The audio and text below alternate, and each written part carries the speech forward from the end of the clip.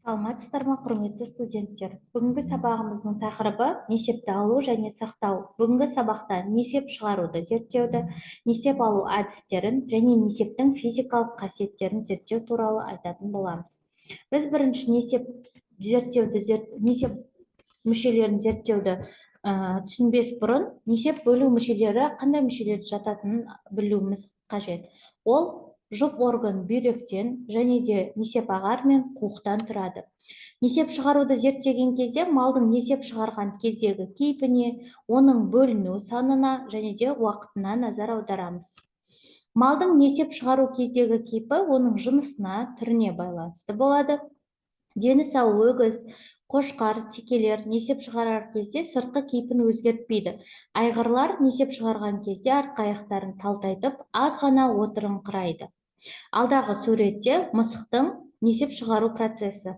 Бірінші суретте қалыпты жағдайдағы несеп шығару позасы, екіншісі ауырсынып несеп шығару позасы.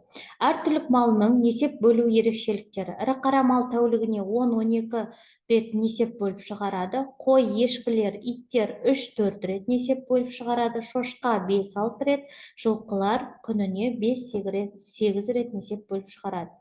Ауру малда несеп бөлінуінің жиілеуі, сиреуі, мүлдем тоқталуы және де несептің тоқтамауы кездеседі. Полакизурия немесе полакеурия несептің шектен тыс көп бөлінуі, несеп жолдарының қабынуында асқынған циститте кездесуі мүмкін.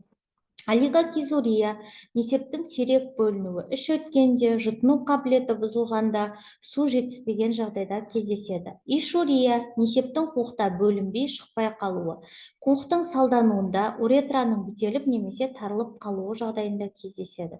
Энурезис несептің тоқтамауы, бұл жағдай несептің өзінен өзі бөлінуімен сипатталады. Странгурия несепті ауырсынып шығару, несептің тамшыланып бөлінуімен және ауырсынуымен байқалады. Қуық ауруларында несеп шығару каналдары қабынған жағдайларда кездеседі. Тенезм несеп шығарардағы малдың ауырсыну кейпі. Қуықта тас жиналған жағдайда байқалады. Полиурия тәулік бойы бөлінген несеп мөлшерінің көбеюі. Олигурия тәулік бойы бөлінген несеп мөлшерінің азаюы.